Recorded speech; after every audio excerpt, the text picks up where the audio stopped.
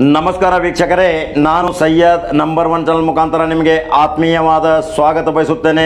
ವೀಕ್ಷಕರೇ, ಇವತ್ತೊಂದು ಬಾಗಲಕೋಟೆ ಜಿಲ್ಲೆಯ ತೇರದಾಳ ಮತಕ್ಷೇತ್ರದ ಒಂದು ಮಹತ್ವವಾದ ಸುದ್ದಿ ತೆಗೆದುಕೊಂಡು ಬಂದಿದ್ದೇನೆ. ಗುಡುಗಿದ ಉಮಾಸಿರಿ ತತ್ತರಿಸಿದ ಸಿದ್ದು ಸೌದಿ. ನೋಡಿ, ಗುಡುಗಿದ ಉಮಾಸಿರಿ ತತ್ತರಿಸಿದ ಸಿದ್ದು ಸೌದಿ ಅಲ್ಲಿ ಏನು ಮಾಡಿದ್ದಾರೆ ಮಹಾನ್ ಶಾಸಕರು ನೋಡಿ. ಒಂದು ಗಾದೆ ಮಾತಿದೆ, ದಾನ ಮಾಡವನಿಗೆ ಮಾನ ಬೇಕು, ಮಾನ ಇಲ್ಲದವನು ದಾನ ಹೇಗೆ ಮಾಡಿದಾನೆ. ಒಂದು ದಾನ ಮಾಡಬೇಕಾದ್ರೆ ಒಂದು ಮಾನ ಮರ್ಯಾದೆ ಬರಬೇಕಾಗತ್ತೆ. ಅದು ದಾನ ಒಳ್ಳೆಯ ಒಂದು ಕುಟುಂಬಕ್ಕೆ ಬಡವರಿಗೆ ಮುಟ್ಟಿದಂಗಾಗುತ್ತೆ.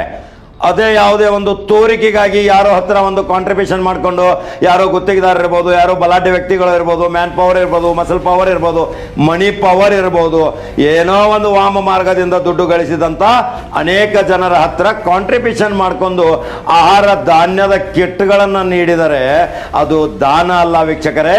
ಆ ದಾನಕ್ಕೆ ತನ್ನ ಭಾವಚಿತ್ರಗಳನ್ನ ಹಚ್ಚಿಕೊಂಡು ತೋರಿಕೆಗಾಗಿ ಒಂದು ನಾಟಕೀಯ ರೂಪಕ್ಕಾಗಿ ಜನರ ಮತ್ತು ಮತದಾರರ ಮನವೊಲಿಸಲಿಕ್ಕೆ ಹೋಗಿ ಮುಖಭಂಗ ಆಗಿದ್ದು ಕರ್ನಾಟಕ ರಾಜ್ಯದ ಇತಿಹಾಸದಲ್ಲಿದೆ ವೀಕ್ಷಕರೇ. ಅದನ್ನು ನಾನು ಇವತ್ತು ಬಹಳ ಮಹತ್ವವಾಗಿ ಹೇಳ್ತಾ ಇದ್ದೀನಿ. ಅಲ್ಲಿ ನೋಡಿ, 50 ಲಕ್ಷ ರೂಪಾಯಿ, ಒಂದು 47 ಲಕ್ಷ ರೂಪಾಯಿ ನೇಕಾರರಿಗೆ ಸರ್ಕಾರದಿಂದ ಬಿಡುಗಡೆ ಆದಂತಹ ಹಣ ಅಲ್ಲಿಯ ಪುರಸಭೆ ಮುಖ್ಯಾಧಿಕಾರಿ ಇಟ್ಕೊಂಡು ಕೊಟ್ಟು ಅದನ್ನ ಬ್ಯಾಂಕಿನಲ್ಲಿ ಡಿಪಾಸಿಟ್ ಮಾಡಿಕೊಂಡು ಅದನ್ನ ಬಡ್ಡಿಯಾಗಿ 51 ಲಕ್ಷ ಆಗಿದೆ. ಆದರೂ ಅದನ್ನ ಯಾರಿಗೆ ಮುಟ್ಟಿಸಬೇಕು, ಯಾರಿಗೆ ತಲುಪಿಸಬೇಕು ಅದರ ಪರಿಜ್ಞಾನ ಸಹಿತ ಆ ಮುಖ್ಯಾಧಿಕಾರಿಗೆ ಇಲ್ಲ. ಆ ಮುಖ್ಯಾಧಿಕಾರಿಗಳನ್ನ ಸದರಿ ಪುರಸಭೆ ಪೌರಾಡಳಿತ ಸಚಿವರು ತಕ್ಷಣ ತೇರದಾಳಕ್ಕೆ ಗಮನ ಹರಿಸಿ, ತಕ್ಷಣ ಪ್ರಿನ್ಸಿಪಲ್ ಸೆಕ್ರೆಟರಿ, ಪ್ರಧಾನ ಕಾರ್ಯದರ್ಶಿ, ಲೋಕಾಯುಕ್ತದವರು ಸಹಿತ ಗಮನ ಹರಿಸಬೇಕು. ಯಾಕೆ ಆ ಹಣ ಇಟ್ಕೊಂಡ್ಬಿಟ್ರು? ಮೊದಲೇ ಕೋವಿಡ್ ದಿಂದ ತತ್ತರಿಸುತ್ತಿರುವ ಜನ ಅವರಿಗೆ ಯಾವುದೇ ಒಂದು ಸಲಕರಣೆಗಳನ್ನ ಉಪಕರಣಗಳನ್ನ ಕೊಡಲಿಕ್ಕೆ ಟೆಂಡರ್ ಅನ್ನೇ ಮಾಡಲ್ಲದನೆ ಟೆಂಡರ್ ಅಂತ ಮಾಡಿದಂತ ಒಂದು ನಿರ್ಮಾಣ ಮಾಡಿ ಅದನ್ನ ತಕ್ಷಣ ರದ್ದುಪಡಿಸಬೇಕು, ತಕ್ಷಣ ಪರಿಹಾರ ನೀಡಬೇಕು. ಆ ಬ್ಯಾಂಕಿನಲ್ಲಿ ಇಟ್ಟಂತ ದುಡ್ಡನ್ನ ತಕ್ಷಣ ವಿಲೇವಾರಿ ಮಾಡಿ ಯಾರಿಗೆ ತಲುಪಬೇಕು ಅವರಿಗೆ ತಲುಪಿಸಬೇಕಾಗತ್ತೆ. ಯಾಕಂದ್ರೆ ನೋಡಿ ವೀಕ್ಷಕರೇ, ನಿಮ್ಮನ್ನ ಯಾಕೆ ಆರಿಸ್ತಂದ್ರು ಜನ? ಉಮಾಸಿರಿ ಅವರನ್ನ ಸೋಲಿಸಿ ನಿಮ್ಮನ್ನು ಯಾಕೆ ಆರಿಸ್ತಂದ್ರು? ಏನೋ ಒಂದು ಒಳ್ಳೆ ಕಾರ್ಯ ಮಾಡಬಹುದು ನೀವು, ನಮಗೆ 5 ವರ್ಷ ಉಮಾಸಿರಿ ಅವರು ಮಾಡಿದ್ದಾರೆ, ಅದಕ್ಕಿಂತ ಹೆಚ್ಚನ್ನು ಮಾಡಬಹುದು ನೀವು ಅಂತ ನಿಮ್ಮ ಮೇಲೆ ನಿರೀಕ್ಷೆ ಇಟ್ಕೊಂಡಂತ ಜನ ಇವತ್ತು ನೊಂದಿದ್ದಾರೆ, ಬೇಸತ್ತಿದ್ದಾರೆ. ಮತ್ತೆ ಉಮಾಸಿರಿ ಬೇಕಂತ ಇದ್ದಾರೆ. ಉಮಾಸಿರಿಯೇ ನಮ್ಮ ಮನೆ ಮಗಳು, ಉಮಾಸಿರಿಯೇ ನಮಗೆ ದಾರಿದೀಪ, ಅವಳೇ ನಮಗೆ ಭಾಗ್ಯದ ಲಕ್ಷ್ಮಿ ಅಂತ ಜನ ಮಾತಾಡುತ್ತಿರುವುದು ನಮ್ಮ ರಿಯಾಲಿಟಿ ಚೆಕ್ದಲ್ಲಿ ನಾವು ಹೋಗಿ ಸ್ವತಃ ತೇರದಾಳ ಮತಕ್ಷೇತ್ರದಲ್ಲಿ ಜನಸಂಗ್ರಹ ಮಾಡಿದಾಗ ಜನರ ಅಭಿಪ್ರಾಯ ಮಹಾಪೂರ್ವದಿಂದ ಕೂಡಿ ಬಂದಿದ್ದು ವೀಕ್ಷಕರೇ. ಅದನ್ನ ತಾವು ನೋಡಬಹುದು, ಕೇಳಬಹುದು ವೀಕ್ಷಕರೇ. ಯಾಕೆಂದ್ರೆ ಮಹಾಮಾರಿ ಈ ಗಂಡಾಂತರ ಕಾಲದಲ್ಲಿ ಯಾವುದೇ ತಾರತಮ್ಯವಿಲ್ಲದೆ ಜನಪ್ರತಿನಿಧಿ ಅಂತ ಶಾಸಕನ ಪರಮ ಕರ್ತವ್ಯ, ಆದ್ಯ ಕರ್ತವ್ಯ, ಮನೆ ಮನೆಗೆ ಹೋಗಿ ಸುಖ ದುಃಖ ವಿಚಾರ ಮಾಡುವಂತ ಕಾರ್ಯ ಆ ಶಾಸಕಂದಿರುತ್ತೆ. ತೇರದಾಳ ಮತಕ್ಷೇತ್ರದ ಶಾಸಕ ಎಷ್ಟೋ ಜನರ ಅನುಕಂಪ ಗಳಿಸಿ ಉಮಾಸಿರಿ ಬೇಡವಾಗಿದ್ರು ತನ್ನನ್ನು ಆರಿಸ್ತನ್ನಿ ಅಂತ ಕೈ ಮುಗಿದು ಕೇಳಿದಾಗ ಜನ ನಿಮ್ಮನ್ನ ಒಲಿಸಿದ್ದಾರೆ, ಜನ ನಿಮಗೆ ಒಲಿದ್ದಾರೆ, ಜನ ನಿಮಗೆ ಮತ ಕೊಟ್ಟಿದ್ದಾರೆ, ಭರ್ಜರಿ ಜಯ ಕೊಳಿಸಿದ್ದಾರೆ. ಆದರೆ ನೀವು ಮಾಡ್ತಾ ಇರೋದೇನು ಸಿದ್ದು ಸೌದಿ ಅವರೇ? ಸಿದ್ದು ಸೌದಿ ಅವರೇ, ಮುಂದಿನ ವಿಚಾರ ಭವಿಷ್ಯ ಇಟ್ಕೊಳ್ಳಿ. ರಾಜಕೀಯ ಇದೇ ರೀತಿ ನಿಂತ ನೀರಲ್ಲ, ಹರಿಯುತ್ತಿರೋ ನೀರು. ಇಂದು ರಾಜಕೀಯ ಇರುತ್ತೆ, ನಾಳೆ ಹೋಗುತ್ತೆ ಬರುತ್ತೆ, ಆದರೆ ಜನರ ಪ್ರೀತಿ ಗಳಿಸೋದು ಮಾತ್ರ ಸಿದ್ದು ಸೌದಿ ನೀವು ಮರೆಯಬಾರದು. ನೀವು ಜನರ ಸಂಪರ್ಕದಲ್ಲಿ ಇಟ್ಕೊಳ್ಳಿ, ಜನರಿಗೆ ದಾನ ಧರ್ಮ ಮಾಡಿ, ಜನರಿಗೆ ಅತ್ಯಮೂಲ್ಯ ಕೊಡುಗೆಗಳನ್ನ ಕೊಡಿ, ಅವರ ಮನಸ್ಸನ್ನ ಗೆಲ್ಲಿಸಿ. ಮತ್ತೆ ಕೈ ಮುಗಿದ್ರೆ ನಿಮ್ಮನ್ನ ಒಳಗೆ ಒಂದು ಆರತಿ ಮಾಡಿ ಕರ್ಕೊಂಡ್ಬರುವಂತ ಪರಿಸ್ಥಿತಿ ನಿರ್ಮಾಣ ಮಾಡ್ಕೋಬೇಕು ನೀವು. ಆದರೆ ಅಲ್ಲಿ ನಿಮ್ಮದು 70% ಕಡಿಮೆ ಆಗ್ತಾ ಇದೆ ನಿಮ್ಮ ಪ್ರಭಾವ. ಮತ್ತೆ ಹಳೆ ಶಾಸಕಿಯನ್ನೇ ಆರಿಸಿ ತರುವಗೋಸ್ಕರ ಜನಪ್ರಿಯಗೊಳಿಸ್ತಾ ಇದ್ದಾರೆ ಜನ. ಇದು ಒಂದು ತಿರುವು ಪಡೆಯುತ್ತಾ ಇದೆ ತೇರದಾಳ ಮತಕ್ಷೇತ್ರ. ಅದೇ ಉಮಾಸಿರಿ ನಮ್ಮ ನಂಬರ್ 1 ಚಾನಲ್ಗೆ ನೇರವಾಗಿ ಯಾವ ರೀತಿ ಗುಡುಗಿದ್ದಾರೆ, ಯಾವ ರೀತಿ ಅಲ್ಲಿ ಮಾಡಿದ್ದಾರೆ. ಉಮಾಸಿರಿ ಅವರು ಏನಾದರೂ ಮಾಡಿದ ತಪ್ಪುಗಳಿದ್ರೂ ಸಹಿತ ನೀವು ಎತ್ತಿ ತೋರಿಸ್ಬೇಕು. ಆದರೆ ಒಂದು ಮಹಿಳಾ ಶಾಸಕಿಯಾಗಿ, ಮಹಿಳಾ ಮಂತ್ರಿಯಾಗಿ ಅಲ್ಲಿ ಏನು ಕಾರ್ಯ ಮಾಡಿದ್ದಾರೆ ಅದನ್ನು ನೀವೇ ಬಹಿರಂಗಪಡಿಸಬೇಕು. ಅವ್ರಿಗಿಂತ ಹೆಚ್ಚಿನ ಕೆಲಸ ಮಾಡಿ ತೋರಿಸೋದು ಸಿದ್ದು ಸೌದಿ ಅವರೇ ನಿಮ್ಮ ಆದ್ಯ ಕರ್ತವ್ಯ. ನಾನು ನಂಬರ್ 1 ಚಾನಲ್ ಮುಖಾಂತರ ನಿಮಗೆ ಒಂದು ಎಚ್ಚರಿಕೆನೂ ಕೊಡ್ತೇನೆ, ಒಂದು ವಿನಂತಿನೂ ಮಾಡ್ತೀನಿ, ಒಂದು ಸಲಹೆನೂ ಕೊಡ್ತೀನಿ. ನೀವು ಜನಾನುರೋಗಿಯಾಗಿ ಜನಪ್ರಿಯ ಶಾಸಕರಾಗಿ ಅಲ್ಲಿ ನೀವು ಹೋಗಬೇಕು. ಅಲ್ಲಿ ಹೋಗಲ್ಲದೆ ನೀವು ಎಲ್ಲೋ ಒಂದು ರಾಜಧಾನಿಯಲ್ಲಿ ಕೂತ್ಕೊಂಡು ನಿಮ್ಮ ಜನರಿಗೆ ಹೇಳಿ ಅಲ್ಲಿ ಕಳಿಸಿದ್ರೆ ಅದು ಆಗಲ್ಲ. ಜನರ ಪ್ರೀತಿಗಾಗಿ ಜನರ ಹೊರಸಲಾದಾಡಿದವರು ನೀವು, ಕೈ ಮುಗಿದು ನೀವು ಮತ ಕೇಳಿದವರು, ಆ ಮತಕ್ಕೆ ಒಂದು ಬೆಲೆ ಬೇಕು. ಆ ಮತದಾರರಿಗೆ ವಂಚನೆ ಮಾಡಬೇಡಿ, ಮತದಾರರ ಮನಸ್ಸನ್ನು ನೋಯಿಸಬೇಡಿ. ಯಾವ ರೀತಿ ಅಲ್ಲಿ ಉಮಾಶ್ರೀ ಗುಡುಗಿದ್ದಾರೆ, ಯಾವ ರೀತಿ ತಪ್ಪುಗಳನ್ನ ಕಂಡುಹಿಡಿದಿದ್ದಾರೆ, ಅಲ್ಲಿ ಮುಖ್ಯಾಧಿಕಾರಿ ಮೇಲೆ ಯಾವ ಕ್ರಮ ತೆಗೆದುಕೊಳ್ಳಬೇಕು ಅನ್ನೋದನ್ನ ಅವರೇ ಮಾತಾಡಿದ್ದಾರೆ. ನೇರವಾಗಿ ನಮ್ಮ ದೃಶ್ಯದಲ್ಲಿ ನೋಡಬಹುದು ವೀಕ್ಷಕರೇ. ಇದು ಒಂದು ಇವತ್ತು ಮಹತ್ವದ ಸುದ್ದಿ. ಯಾಕೆಂದ್ರೆ ತೇರದಾಳ ಮತಕ್ಷೇತ್ರ ಬರಬರುತ್ತಾ ಕಾವೇರ್ತಾ ಇದೆ. ಆ ಕಾವೇರುತ್ತಿರುವಾಗ ಇನ್ನೂ 2.5 ವರ್ಷ ಇದೆ ಜನಪ್ರಿಯಗೊಳಿಸಲಿಕ್ಕೆ, ಮುಂದಿನ ಚುನಾವಣೆ ಎದುರಿಸಲಿಕ್ಕೆ. ಆದರೆ ಜನ ಕೈ ಬಿಟ್ರೆ ಸಿದ್ದು ಸೌದಿ ಅವರೇ ನೀವು ಮನೆಯಲ್ಲಿ ಕೂರ್ಬೇಕಾಗತ್ತೆ. ಮತ್ತೆ ಈ ಮಹಿಳಾ ಮನಿ ಎತ್ಕೊಂಡ್ಬರ್ಕೊಂಡು ರಂಗಭೂಮಿ ಕಲಾವಿದೆಯಾಗಿ, ಚಲನಚಿತ್ರ ನಟಿಯಾಗಿ ಒಂದು ಒಳ್ಳೊಳ್ಳೆ ಕಾರ್ಯ ಅಲ್ಲಿ ಮಾಡಿದಾರಂದ್ರೆ ನೀವು ಅವ್ರ ಜೊತೆ ಸಹಕಾರದಿಂದ ವಿರೋಧ ಪಕ್ಷದವರನ್ನ ವಿಶ್ವಾಸಕ್ಕೆ ತೆಗೆದುಕೊಂಡು ಅಲ್ಲಿ ಕೆಲಸ ಮಾಡಿದರೆ ಒಳ್ಳೇದಾಗತ್ತೆ. ಇಲ್ದಿದ್ರೆ ಇದೇನಾಗತ್ತೆ, ಅಸೆಂಬ್ಲಿಯಲ್ಲಿ ತೇರದಾಳ ಮತಕ್ಷೇತ್ರದಲ್ಲಿ ನಡೆಯುತ್ತಿರುವ ಅವಾಂತರಗಳನ್ನ ಸಿದ್ದರಾಮಯ್ಯ ವಿರೋಧ ಪಕ್ಷದ ನಾಯಕ ನೇತೃತ್ವದಲ್ಲಿ ಅಲ್ಲಿ ಗುಡುಗು ಎಬ್ಬಿಸಬೇಕಾಗತ್ತೆ, ಎಬ್ಬಿಸಬಹುದು. ಸುಮ್ಮನೆ ವಿಧಾನಸಭೆಯ ಕಲಾಪದಲ್ಲಿ ಕಾಲಹರಣ ಮಾಡುವುದಕ್ಕಿಂತ ನೀವು ಮೊದಲು ಎಚ್ಚರಗೊಳ್ಳಿ. ಅದನ್ನು ಏನ್ ಮಾಡಿದೀರಾ ಆ ಟೆಂಡರ್ ರದ್ದುಪಡಿಸಿ ಮತ್ತೆ ಪಾರದರ್ಶಕ, ಯಾವಾಗಲೂ ಒಂದು ಬಿಳಿ ಹಾಳೆ, ಒಂದು ವೈಟ್ ಪೇಪರ್ ಹಾಗೆ ಒಂದು ಪಾರದರ್ಶಕತೆ, ಅಭಿವ್ಯಕ್ತಿ ಸ್ವಾತಂತ್ರ್ಯಕ್ಕೆ ಧಕ್ಕೆ ತರಬೇಡಿ. ಅದು ಒಂದು ಪರಮ ಹಕ್ಕು, ಮತದಾರನ ಕರ್ತವ್ಯ. ಅದನ್ನು ತಕ್ಷಣ ಸಿದ್ದು ಸೌದಿ ನೀವು ಅದನ್ನು ವಿಚಾರಿಸಿ ಒಂದು ಪರಿಹಾರ ಕಲ್ಪಿಸಿ ಕೊಡಬೇಕು. ವಿರೋಧ ಪಕ್ಷದವ್ರ ಜೊತೆ ಸಹಾನುಭೂತಿಯಿಂದ ವರ್ತನೆ ಮಾಡಿದರೆ ಮತ್ತೆ ನಿಮ್ಮ ಬೆಳವಣಿಗೆಗೇನೂ ದಾರಿ ಆಗ್ಬೋದು. ಇಲ್ದಿದ್ರೆ ಜನ ನಿಮ್ಮನ್ನ ಮೂಲೆ ಗುಂಪು ಮಾಡಲಿಕ್ಕೇನೂ ಸಹಿತ ಮತದಾರನ ಹತ್ತಿರ ಒಂದು ಪರಮ ಅಸ್ತ್ರ ಶಾಸ್ತ್ರ ಇದೆ ವೀಕ್ಷಕರೇ. ಇದೊಂದು ತೇರದಾಳ ಮತಕ್ಷೇತ್ರದ ಮಹತ್ವದ ಸುದ್ದಿ. ತಮ್ಮ ಡೀಟೇಲ್ ಅನ್ನ ನಮ್ಮ ದೃಶ್ಯದಲ್ಲಿ ನೋಡಬಹುದು. ನಂಬರ್ 1 ಚಾನಲ್ ಫಾಲೋ ಮಾಡೋದನ್ನ ಮರೆಯಬೇಡಿ. ನಂಬರ್ 1 ಚಾನಲ್ಗೆ ಸಬ್ಸ್ಕ್ರೈಬ್ ಆಗೋದನ್ನ ಮರೆಯಬೇಡಿ. ನಂಬರ್ 1 ಚಾನಲ್ ತುಂಬಾ ಬೆಳೆಬೇಕು. ಅದನ್ನು ಬೆಳೆಸೋ ಶಕ್ತಿ ನಿಮ್ದು ವೀಕ್ಷಕರೇ. ನಮಸ್ಕಾರ. ಸುಮಾರು ಒಂದು 51 ಲಕ್ಷ ಬಡ್ಡಿ ಸೇರಿರೋದ್ರಲ್ಲಿ ಒಂದು 8 ಲಕ್ಷ ನಾನು ಲೆಕ್ಕ ಹಾಕಿದ್ದೇನೆ. 8-8.5 ಲಕ್ಷ ಖರ್ಚಾಗತ್ತೆ. ಇನ್ನು ಮಿಕ್ಕ 42-43 ಲಕ್ಷ ಇದೇ ರೀತಿ ಅವ್ರ ದುಡ್ಡು ಅವ್ರಿಗೆ ಎಫ್ಡಿ ಇರ್ಬೇಕು, ಅವ್ರಿಗೆ ಎಫ್ಡಿ ಇರ್ಬೇಕು. ನಾನು ಜಿಲ್ಲಾಧಿಕಾರಿಗಳಿಗೂ ಹೇಳಿದ್ದೀನಿ, ನಮ್ಮ ನಾಯಕರಿಗೂ ಹೇಳಿದ್ದೀನಿ, ಇನ್ಯಾರ್ಗಾರು ಮಾತಾಡ್ಬೇಕು ನಾವು ಹುಡುಗು ಮಾತಾಡ್ತೀನಿ. ದಯವಿಟ್ಟು ದಯವಿಟ್ಟು ದಯವಿಟ್ಟು ದಯವಿಟ್ಟು ಶರಣಪ್ಪ, ಅಧಿಕಾರವನ್ನು ದುರುಪಯೋಗ ಮಾಡಿಕೊಂಡು ಸರ್ಕಾರದ ಹಣವನ್ನು ದುರ್ಬಳಕೆ ಮಾಡ್ತಾ ಇದ್ರೆ ಇದನ್ನ ನೋಡ್ಕೊಂಡು ನಾವು ಸುಮ್ಮನೆ ಆಗಲ್ಲ ಸರ್. ಎಷ್ಟು ಜನಕ್ಕೆ ನೀವು ರದ್ದು ಮಾಡ್ತೀರೋ ಇಲ್ಲ ಹೇಳಿ. Tender should be cancel. ರದ್ದು ಮಾಡಿ ಹೊಸ ಟೆಂಡರ್ ನಾವು ಕರಿಬೇಕು. ಪೌರಾಯುಕ್ತರೆ, ನಾನು ಇವತ್ತು ಇಷ್ಟೊಂದು ಹೇಳಿದ್ದೇನೆ. ನಾನು ಇವಾಗ ಏನ್ ಡೀಟೇಲ್ಸ್ ಹೇಳಿದ್ದೀನಿ ಅದೇ ಈ ಪತ್ರದಲ್ಲಿದೆ. ಬೇಕಾದ ಪತ್ರದಲ್ಲಿ ಇನ್ನೊಂದ್ಸಲ ಓದ್ತೀನಿ, ಓದ್ಬಿಡ್ತೀನಿ. ನಮಗೆ ಗೊತ್ತಾಗ್ಲಿ ನಮ್ಮ ಮೇಡಮ್ ಅವ್ರು ಏನ್ ಕೊಟ್ಟರೆ ಅನ್ನೋದು ಬೇಡ. ವಿಷಯ: ಕೆಎಸ್ಡಿಸಿ ನೇಕಾರರಿಗೆ ಆಹಾರ ಕಿಟ್ ಕೊಡುವ ಸರ್ಕಾರದ ಆದೇಶದ ಅನ್ವಯ ಟೆಂಡರ್ ಕರೆಯದೆ ಸರ್ಕಾರದ ಆದೇಶದ ಉಲ್ಲಂಘನೆಯನ್ನು ಮಾಡಿರುವ ಬಗ್ಗೆ. ಸರ್ಕಾರದ ಆದೇಶದ ಅನ್ವಯ ಅಂದ್ರೆ ಕೆಎಸ್ಡಿಸಿ ನೇಕಾರರಿಗೆ ಕೊಡಬೇಕು ಅಂತ ಏನಿದೆ, ಇಂತಿಷ್ಟು ನಂಬರ್ ನೀವು ಹಾಕ್ಬೇಕಾಗಿತ್ತಲ್ಲ, ಆ ಆದೇಶದ ಉಲ್ಲಂಘನೆ. ನೀವು ಹೇಳ್ಬೋದು ಇಲ್ಲ ನಾವು ಗವರ್ಮೆಂಟ್ ಆರ್ಡರ್ ಪ್ರಕಾರ ನಡ್ಕೊಂಡಿದ್ರೆ ನಾವು ಉಲ್ಲಂಘನೆ ಮಾಡಿಲ್ಲ ಅಂತ. ನೋ, 47 ಲಕ್ಷ ಬಳಸಬಹುದು. ಆದ್ರೆ ಎಷ್ಟು ಜನ ಇದ್ದಾರೋ ಅಷ್ಟು ಜನ ಬಳಸಬೇಕು. ಆಮೇಲೆ ಅವ್ರು ಹೇಳಿದ್ದಾರೆ ನೀವು ಖರ್ಚು ಮಾಡಿದ್ದನ್ನ ನಾವು ಲೆಕ್ಕ ಕೊಡ್ರಿ, ಉಳಿದ ಸಿಲ್ಕ್ ಎಷ್ಟು ಖರ್ಚು ಮಾಡಿದಷ್ಟು ಹೇಳಿದ್ದಾರೆ. ನೀವೇನ್ ಮಾಡಿದ್ರಿ? 47 ಲಕ್ಷಕ್ಕೂ ಬಡ್ದಿದ್ರಿ 2500. No no, it is not convincing. ನಮ್ಮ ಯಾರು ಕನ್ವಿನ್ಸ್ ಆಗಿಲ್ಲ. ನೀವು ಇಷ್ಟು ಕಿಲೋಮೀಟರ್ ರಸ್ತೆಗೆ ಇಷ್ಟು ಹಣ ಅಂತ ಹೇಳ್ತೀರೋ, 1500 ಜನಕ್ಕೆ ಇಷ್ಟು ಹಣ ಅಂತ ಹೇಳ್ತಿರೋ. ಡಬಲ್ ನೀವು AW ಹೇಳಿ, 1500 ಜನಕ್ಕೆ ಇಷ್ಟು ಹಣ, ಇಷ್ಟು ಕಿತ್ತು ಸರ್. ಅದೇ ಮಾಡ್ಬೇಕಲ್ಲ. ದುಡ್ಡು ನೋಡ್ಕೊಂಡು ನೀವು ನೋಡಿ ಸರ್, ದುಡ್ಡು ನೋಡ್ಕೊಂಡು ರಸ್ತಾ ಹಾಕ್ತಿರೋ, ರಸ್ತಾ ಇಷ್ಟು ಮೀಟರ್ ಅದೇ ಇಷ್ಟು ಖರ್ಚಾಗ್ತದೆ ಅಂತ ದುಡ್ಡು ತರ್ತಿರೋ. ಹೌದಾ? ಸೇಮ್. ಎಷ್ಟು ಜನ ಫಲಾನುಭವಿಗಳಿದಾರೋ ಅಷ್ಟೇ ಜನ ನೋಡ್ಕೊಂಡು ನೀವು ಟೆಂಡರ್ ಕರಿಬೇಕು. ರದ್ದು ಮಾಡ್ಬೇಕು. ನೋಡಪ್ಪ, ನೀವೆಲ್ಲರ ಮುಂದೆ ರದ್ದು ಮಾಡ್ತೀವಿ ಅಂತ AW ಒಪ್ಕೊಂಡಿದ್ದಾರೆ. ಪೌರಾಯುಕ್ತರ ದಿವಸ ಕೈ ಮುಗಿತೀವಿ. ಏನ್ ಮಾಡ್ತೀರಾ? ಏನ್ ಹೇಳಿ? ಬಡವ್ರ ಸಲ ಕೈ ಮುಗಿತೀನಿ ಸರ್. ಮೇಲಧಿಕಾರಿ ಗಮನಕ್ಕೆ ನಿನ್ನೆ ಕೊಟ್ಟಿದ್ದೀವಿ. ನಿನ್ನೆ ನಿಮ್ಮನ್ನು ಕರೆದಿದ್ದಾರೆ, DC ಅವ್ರು ಮಾತಾಡಿದ್ದಾರೆ ಸರ್.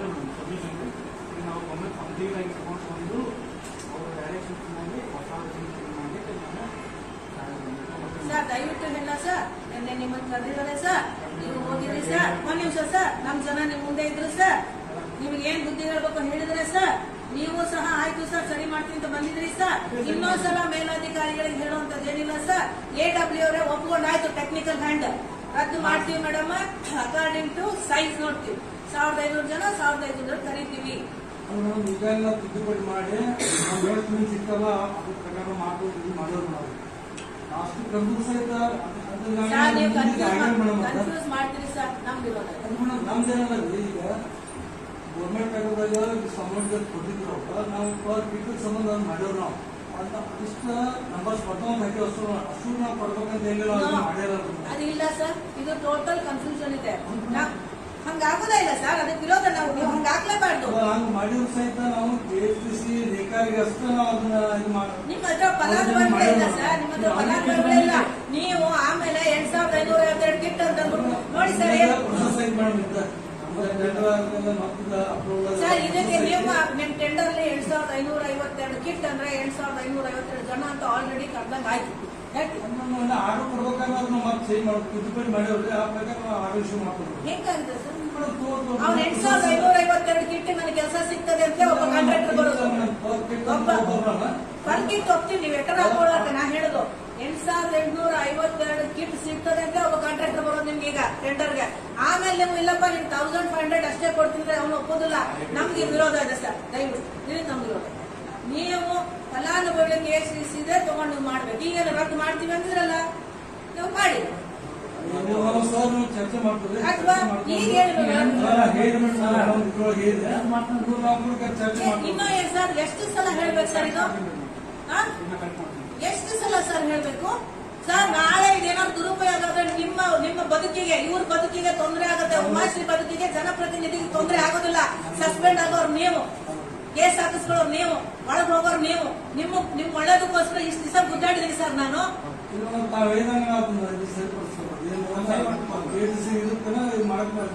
ನಾನು ಅಧಿಕೃತವಾಗಿ ಕೊಟ್ಟಿದ್ದೀನಿ, ನೀವು ಅಧಿಕೃತ ತಗೊಳ್ರಿ.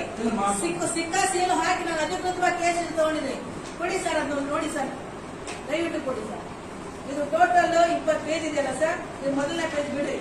ಇದು ರಬ್ಕವಿ ಬನ್ಹಟ್ಟಿ ಸೀರಿಯಲ್ ನಂಬರ್ ನೋಡಿ ಸರ್. ಮೊದಲನೇ ಪೇಜ್ ಅಲ್ಲಿ 35 ಜನ ಇದ್ದಾರೆ, ಅದ್ರ ಹಿಂದ್ಗಡೆ 76 ಜನ ಇದ್ದಾರೆ, ಆಯ್ತಾ? ಅದ್ರ ಜೊತೆನಲ್ಲಿ ಟೋಟಲ್ 117 ಇದೆ ಸರ್. ಇಲ್ಲಿ ರಬ್ಕವಿದು ಹೊಸೂರ್ದು ಸೇರಿ 117. ಇನ್ನು ನೀವು ಲೆಕ್ಕ ಹಾಕಿ. ಮತ್ತೆ ಈ ಬನ್ನಟ್ಟಿನಲ್ಲಿ ಏನಿದೆ ಸರ್, ಈ ಒಂದು ನಾನು ಕೊಟ್ಟಿರ್ತಕ್ಕಂಥದ್ರಲ್ಲಿ ಒಂದ್ರಲ್ಲಿ 537 ಊರ್ ಒಳಗಿಂದು ಏನ್ ಸರ್, ಊರ್ ಒಳಗಿಂದು. ಮತ್ತೆ ಹೊರಗಿಂದ ಎಲ್ಲ ಕೂಡಿ 794 ಲೆಕ್ಕ ಹಾಕರು. 794 ಒಂದು 500 ಪ್ಲಸ್ 117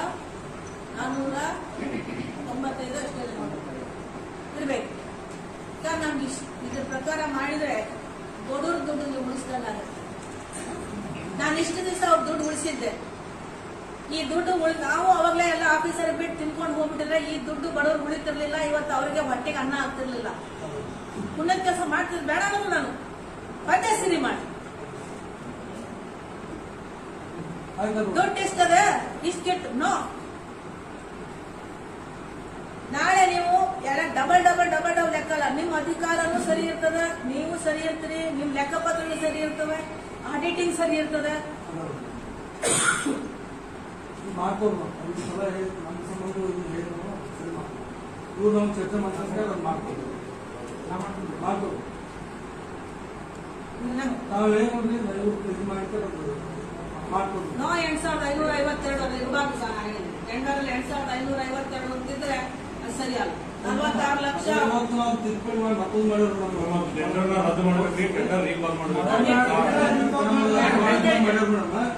ಮಾಡ್ತಾರೆ. KSPC ಇದ್ರ ಪ್ರಕಾರ ಅಷ್ಟ ನಾವು ಇದು ಮಾಡ್ಕೊಂಡು ಹಾಕೋರು ಮೇಡಮ್. 47 ಲಕ್ಷ ರೂಪಾಯಿ ಕಾಂಟ್ರಾಕ್ಟ್ ಹಾಕೋರು ಕಡಿಮೆ ಆಗ್ತಂತ ಅವರು ಇವತ್ತು ನಾವು ಮಕ್ಕಳು ಕೊಡೋದು ಮಾಡ್ಯಾರ ನಾವು ತಿದ್ದುಪಡಿ ಮಾಡ್ಯಾರ ಆಯ್ತಾ ಸರ್, ನಮ್ದೇನೈತಿ KSSC ಪರವಾಗಿ ಅಷ್ಟ ನಿಮ್ ಮಾಡೋ ಸಪ್ಲೈ ನಿಮ್ಮ ವ್ಯಾಪ್ತಿಯಲ್ಲಿ ನಗರಸಭಾ ವ್ಯಾಪ್ತಿಯಲ್ಲಿ ತಗೊಂಡ್ರು ನಾವು ಸಿಟಿ ಲಿಮಿಟ್ ಅಲ್ಲೇ ಮಾಡ್ಬೇಕು. ಆದೇಶ ಒಳಗಡೆ ಇರೋದೇ ಸಿಟಿ ಲಿಮಿಟ್. ನಮ್ದೇನ ನಗರಸಭೆ ಲಕ್ಷ್ಮೀ ಮಾಡಿರ್ತಾರೆ ಅವ್ರ ವಾಕ್ಯಂದ್ರೆ ಲಕ್ಷ್ಮೀ ಪಾರ್ಟಿ ರಾಮಪುರ ಹೊಸೂರು ಹೊಸ ಬರ್ತಾವೆ ಇದು ಒಳಗಡೆ ಮಾಡ್ಬೇಕು ಮಾಡಿ ಬಿಟ್ಟು ಹಂಗೆ ಮಾಡಕ್ಕೆ ಬರೋದಿಲ್ಲ. ಒಂದು 50 ನಾವು ತಿದ್ದುಪಡಿ ಮಾಡ್ಯಾವ್ರಿ ಅದ್ರೊಳಗೆ KSSC ಪರವಾಗಿ ಅಷ್ಟ ನಾವು ತಗೊಂಡು ತಿದ್ದುಪಡಿ ಮಾಡ್ಯಾವ್ರಿ. ಏನಾದ್ರು ಮೇಡಮ್ 40 ಲಕ್ಷಕ್ಕೆ ಅವ್ರು ಹಾಕ್ಬೋದು ಕಡಿಮೆ ಇದು ಮಾಡ್ತಾರೆ ಎಲ್ಲ ಹೇಳಿದ್ರೆ ಅಂತ ಅವಕಾಶ ಇಲ್ಲ ಮೇಡಮ್. ಇವತ್ತನ್ನು ಮಾಡಿ ತಿದ್ದುಪಡಿ ನೀವು ಅದು ಮಾಡಿದ್ರೆ ತಂದು ತೋರಿಸ್ಬೇಕು ಸರ್. ದಯವಿಟ್ಟು ತೋರಿಸಿದ್ರೆ ಎಲ್ಲ ಬಡವರಿಗೂ ಸಮಾಧಾನ ಆಗ್ತದೆ ಸರ್. ಅದಕ್ಕಾಗೋದೇ 8 ಲಕ್ಷ ಇಲ್ಲ ಸರ್, ಕೊಡಿ ಸರ್, ನಮ್ಗೆ ಹೇಳ್ಬಿಡಿ. ನಿಮ್ಗೆ ಆಗೋ ರೇಟು ನಾನು ಅಪ್ರಾಕ್ಸಿಮೇಟ್ ಹೇಳಿದ್ರೆ 8 ಚಿಲ್ಲರ್ ಆಗ್ತದೆ ಇಷ್ಟೇ ಟೋಟಲ್ ಅಮೌಂಟ್. 8 ಚಿಲ್ಲರ್ ಆಗ್ತದೆ. ಆ 46 ಲಕ್ಷದ ಜಾಗದಲ್ಲಿ 8 ಚಿಲ್ಲರ್ ಇರ್ತದೆ. 8,552 ಜಾಗದಲ್ಲಿ 1,495 ಜನ ಇರ್ತಾರೆ. ಆಯ್ತು ಸರ್, ಇದನ್ನ ನಾವು ನಿಮಗೆ ಒರಿಜಿನಲ್ ನೋಡಿ ಸರ್, ಇದು ಒರಿಜಿನಲ್ ಕೊಟ್ಟಿದ್ದೀವಿ. ನಿಮ್ಮ ನಿಗಮದಿಂದ ನೀವು ತಂದ್ಕೊಂಡಿಲ್ಲ, ನಾನು ತಂದು ಕೊಡ್ತಾ ಇದ್ದೀನಿ ನಿಮ್ಗೆ. ಆಯ್ತಾ? ಈಗ ನಾನು ಹೇಳ್ತೀನಿ ಸರ್,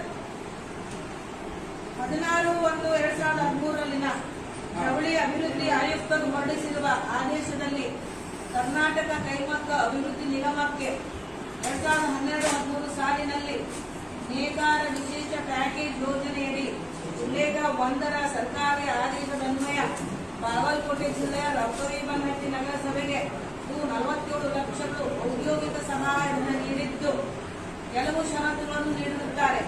ನಿಗಮದ ಮುಖಾಂತರ ಖರೀದಿಸುವ ಕೈಮಗ್ಗ ಸಲಕರಣೆಗಳಾದ ಡಾಬಿ, ಜಕಾಡ, ಗಾಳಿ, ಸೋಲಾರ್ ದೀಪ ಇತ್ಯಾದಿ ಖರೀದಿಸಲು 50% ಸಹಾಯಧನವಾಗಿ ಬಳಸಬೇಕು ಎಂದು ಆದೇಶದಲ್ಲಿ ತಿಳಿಸಿದೆ. ಬಿಡುಗಡೆಯಾದ ಹಣ ಈ ಉದ್ದೇಶಕ್ಕಾಗಿಯೇ ಬಳಸಬೇಕೆಂದು ಸ್ಪಷ್ಟವಾಗಿ ತಿಳಿಸಿದೆ. ಎರಡನೇ, ಕಾರಣಾಂತರಗಳಿಂದ 47 ಲಕ್ಷ ಹಣ ಬಳಕೆಯಾಗದೆ ಆ ಹಣವನ್ನು ನಗರಸಭೆಯ ಬ್ಯಾಂಕಿಗೆ ಎಫ್ಡಿ ಇಟ್ಟಿದ್ದಾರೆ. ಈಗ ಬಡ್ಡಿ ಸೇರಿ ಸುಮಾರು 51 ಲಕ್ಷ ಆಗಿರುತ್ತದೆ. ನಮಗೆ 52 ಆಗಿರ್ಬೇಕು. ಮೂರನೇ ಪಾಯಿಂಟ್, 2020ರಲ್ಲಿ ಸರ್ಕಾರವು 2013ರಲ್ಲಿ ಬಿಡುಗಡೆಯಾದ 52 ಲಕ್ಷವನ್ನು, ಅದಲ್ಲ ನಾ ಬಡ್ಡಿ ಸೇರಿ ಇರೋದಲ್ಲ, 2013ನಲ್ಲಿ 3 ನಗರಸಭೆಗೆ ಬಿಡುಗಡೆ ಆಗಿದೆ 52 ಲಕ್ಷ. ನಿಮ್ದು 47, ಅವ್ರ 3, ಅವ್ರ 5 ಸೇರಿ 52 ಲಕ್ಷ. KSCC ನಿಗಮದ ನೇಕಾರರಿಗೆ ಕೊರೋನಾ ಸಂದರ್ಭದಲ್ಲಿ ವಿಶೇಷ ಪ್ರಕರಣವೆಂದು 9 ವಿಧದ ಆಹಾರ ಧಾನ್ಯಗಳನ್ನು ಹೊಂದಿದ ಆಹಾರ ಕಿಟ್ ನೀಡಲು 2019-5-2020ರಲ್ಲಿ ವಾಣಿಜ್ಯ ಮತ್ತು ಕೈಗಾರಿಕಾ ಇಲಾಖೆ ಉಪ ಕಾರ್ಯದರ್ಶಿಗಳು ಸರ್ಕಾರದ ಮರು ಆದೇಶ ಮಾಡಿರುತ್ತಾರೆ. ಮಹಾಲಿಂಗಪುರ, ತೇರದಾಳ ಪುರಸಭೆ, ರಬಕವಿ-ಬನಹಟ್ಟಿ ನಗರಸಭೆ ಒಟ್ಟು ಮೊತ್ತ ರು 52 ಲಕ್ಷ. ಇದರಲ್ಲಿ ರಬಕವಿ-ಬನಹಟ್ಟಿ ಅನುದಾನದ ಮೊತ್ತ ರು 43 ಲಕ್ಷ ಆಗಿರುತ್ತದೆ. ಈ ಆದೇಶದಲ್ಲಿ KSDC ನೇಕಾರರಿಗೆ ಆಹಾರ ಕಿಟ್ ವಿತರಣೆಯನ್ನು ತಿಳಿಸಲಾಗಿದೆ ಮತ್ತು KTTP ನಿಯಮಾನುಸಾರ ಟೆಂಡರ್ ಕರೆಯಲು ಸೂಚಿಸಿದೆ. ಪೌರಾಯುಕ್ತರು ರಬಕವಿ-ಬನಹಟ್ಟಿ ಆಗಿರುವ ತಾವು ದಿನಾಂಕ 20/5/2020ರಂದು ಮಾಡಿದ ಠರಾವಿನಲ್ಲಿ KSDCಯಿಂದ ಕೈಮಗ್ಗ ನೇಕಾರ ಫಲಾನುಭವಿಗಳ ಪಟ್ಟಿ ಪಡೆದು ಟೆಂಡರ್ ಕರೆಯುವುದಾಗಿ ತಿಳಿಸಿ. ನಿಮ್ಮ ಠರಾವ್ನಲ್ಲಿ ನೀವು ಹೇಳಿದಿರಿ, ಠರಾವ್ನಲ್ಲಿ ಪಟ್ಟಿ ಪಡೆದು ಅದಕ್ಕನುಗುಣವಾಗಿ ಟೆಂಡರ್ ಕರಿತೀವಿ ಅಂತ ಹೇಳಿದಿರಿ. ಆದ್ರೆ ನೀವು ಟೆಂಡರ್ ಕರೆಯೋದು ಹಣ ಎಷ್ಟಿದೆಯೋ ಆ ಹಣಕ್ಕೆ ಅನುಗುಣವಾಗಿ ಟೆಂಡರ್ ಕರೆದಿದ್ದೀರಿ. ನೀವೆರಡು ಡಬಲ್ ಮಾಡಿದಿರಿ. ಠರಾವಿನ ಪ್ರಕಾರವೂ ಇಲ್ಲ ಇದು ನಿಮ್ಮ ಟೆಂಡರ್. ಎಸ್ ಕೊಳ್ಳ ಠರಾವ್ ಕಾಪಿ ಕೊಳ್ಳ ಠರಾವ್ ಕೊಳ್ಳ ಶಾಲೆ ಶೋಯು ನನ್ನ ಮೊಬೈಲ್ ಕೊಡಪ್ಪ. ಶಾಲೆ ಶೋಯು ನಮ್ಮ ತೇರದಾಳ ವಿಧಾನಸಭಾ ಕ್ಷೇತ್ರದಲ್ಲಿ ಬರ್ತಕ್ಕಂಥ ರಬಕವಿ-ಬನಹಟ್ಟಿ ನಗರಸಭೆ, ಮಹಾಲಿಂಗಪುರ ಪುರಸಭೆ ಮತ್ತು ತೇರದಾಳ ಪುರಸಭೆ, ಈ 3 ನಗರಗಳು ನಮ್ಮ ಕ್ಷೇತ್ರದಲ್ಲಿ ಬರ್ತವೆ. ಇಲ್ಲಿ 2013 ಜನವರಿಯಲ್ಲಿ ಬಿಜೆಪಿ ಸರ್ಕಾರ ಇತ್ತು. ಆಗ ಅವರು KHDC ನೇಕಾರರಿಗೋಸ್ಕರ ಒಂದು ಔದ್ಯೋಗಿಕ ಸವಲತ್ತುಗಳನ್ನು ಒದಗಿಸಿಕೊಡ್ಲಿಕ್ಕೆ 52 ಲಕ್ಷಗಳನ್ನ ಬಿಡುಗಡೆ ಮಾಡ್ತಾರೆ. ಸ್ಪೆಷಲ್ ಫಂಡ್ ಆಗಿ ಅಂದ್ರೆ ಪುರಸಭೆ ಮತ್ತು ನಗರಸಭೆಗೆ 8 ಲಕ್ಷ, ಪುರಸಭೆ ಮಹಲಿಂಗಪುರ ಮತ್ತು ಪುರಸಭೆ ತೇರದಾಳಕ್ಕೆ 8 ಲಕ್ಷ, ರಬಕವಿ-ಬನಹಟ್ಟಿ ನಗರಸಭೆಗೆ 47 ಲಕ್ಷವನ್ನು ಬಿಡುಗಡೆ ಮಾಡ್ತಾರೆ. ಆ ಬಿಡುಗಡೆ ಆದ ನಂತರ 6 ತಿಂಗಳೊಳಗೆ ಚುನಾವಣೆ ಬರ್ತದೆ. 2013 ಮೇಗೆ ಕಾಂಗ್ರೆಸ್ ಪಕ್ಷದ ಸರ್ಕಾರ ಬರ್ತದೆ. ಆ 2013ರಲ್ಲಿ ಏನು ಆದೇಶ ಮಾಡಿ ಬಿಡುಗಡೆ ಮಾಡಿದ್ರು ಹಣ, ಅದರಲ್ಲಿ ರಬಕವಿ-ಬನಹಟ್ಟಿ ನಗರಸಭೆಯ ವ್ಯಾಪ್ತಿಯಲ್ಲಿ ಬರ್ತಕ್ಕಂಥ 47 ಲಕ್ಷವನ್ನ ಖರ್ಚು ಮಾಡಬೇಕಾದ್ರೆ ಆ ಆದೇಶದಲ್ಲಿ ಒಂದು ವಿಷಯವನ್ನ ನಮೂದಿ ಮಾಡಿರ್ತಾರೆ. ಇದು ಕೆಎಸ್ಸಿಸಿ ನೇಕಾರರಿಗೆ ಔದ್ಯೋಗಿಕ ಕಾರಣಗಳಿಗೆ ಉಪಯೋಗ ಮಾಡಬೇಕು. ಒಂದು, ಎರಡನೇದು ಅವರಿಗೆ ಬೇಕಾದಂತಹ ಸಲಕರಣೆಗಳು ಅಂದ್ರೆ ಡಾಬಿ, ಲಾಳಿ, ಕಣಿಕೆ, ದಾರವನ್ನ ಹೆಣೆದು ಹಾಕ್ತಾರೆ ಕಂಟೆನವರು, ಆ ಕಣಿಕೆಗಳು ಇವನ್ನೆಲ್ಲ ತಗೊಳ್ಬಹುದು. ಎರಡನೇದು ಸೋಲಾರ್ ದೀಪ ತಗೋಬಹುದು.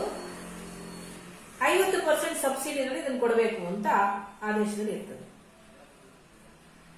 ಆದ್ರೆ ಆ ಹಣವನ್ನ ತಗೊಳ್ಳಿಕ್ಕೆ ಕೆಎಚ್ಡಿಸಿ ನೇಕಾರರು ಸಬ್ಸಿಡಿಯಲ್ಲಿ ತಗೊಳ್ಳಿಕ್ಕೆ ಯಾರು ಮುಂದೆ ಬರೋದಿಲ್ಲ. ಯಾಕಂದ್ರೆ ಎಲ್ಲ ಸೆಕೆಂಡ್ ಹ್ಯಾಂಡ್ ಉಪಯೋಗ ಮಾಡಿದಂಥದ್ದು ಇಂಥ ಒಂದು ಸಲಕರಣೆಗಳನ್ನೇ ಅವರು ತಗೊಂಡು ಮಾಡ್ತಿರ್ತಾರೆ. ದುಡ್ಡು ಇರೋದಿಲ್ಲ ಅವ್ರ ಹತ್ರ.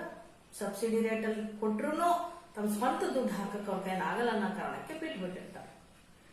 ನಾವು ಅಧಿಕಾರದಲ್ಲಿ ಬಂದವರು ಸಹಿತ ಆ ಹಣ ಉಪಯೋಗ ಆಗದಿಲ್ಲದಕ್ಕೆ ಅದನ್ನ ನಗರಸಭೆಯಲ್ಲಿ ಬ್ಯಾಂಕಲ್ಲಿ FD ಇಡಿಸ್ತೀವಿ. ಅದು ಈಗ 52 ಲಕ್ಷ ಆಗಿರುತ್ತೆ 2020ಕ್ಕೆ.